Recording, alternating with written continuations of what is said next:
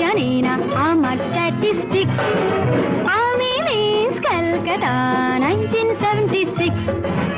আমি মিস ক্যালকাটা, চাই না দিতে টিপস।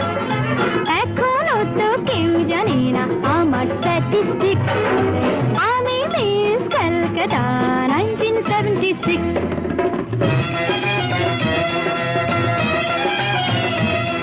আমি হরিয়ানা থেকে মিলিদানা হয়ে চণ্ডীগড়ে রানী।